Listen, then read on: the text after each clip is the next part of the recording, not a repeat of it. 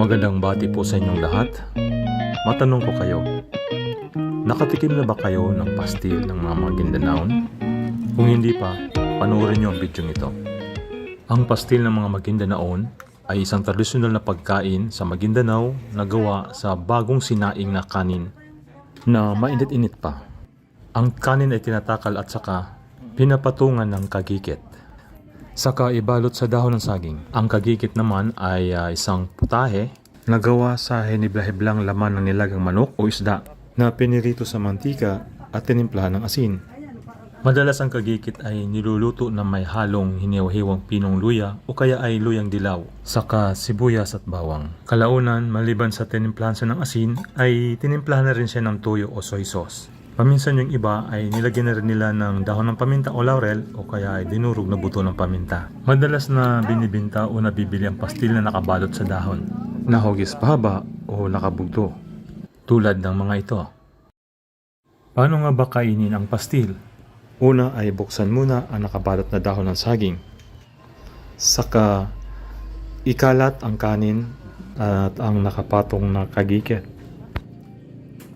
Kapag naikalat na ng maayos, ito ay papatakan na ng tuyo para magkaroon ng lasa ang kanin at ang kagikit.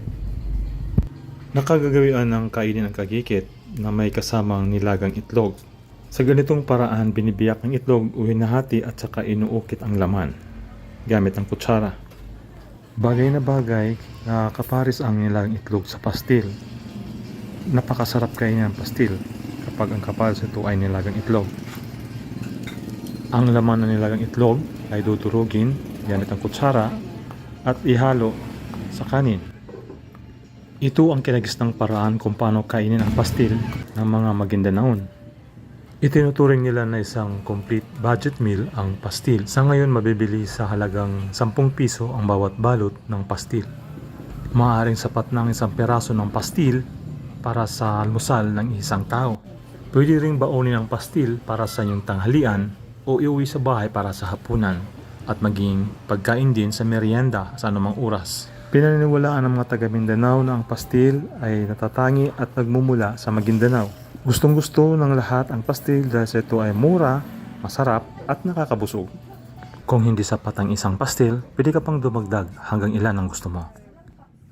Halos sa lahat ng sulok ng Mindanao ay may pastil. Sa Visayas at sa Luzon, ang pastil ay makikita sa mga Muslim communities. Sa Metro Manila, ito ay makikita sa Quiapo Muslim Community at sa Maharlika Village ng Taguig. Ako po si AJ Polistico ng Philippine Food Illustrated. Salamat sa panonood at mabuhay!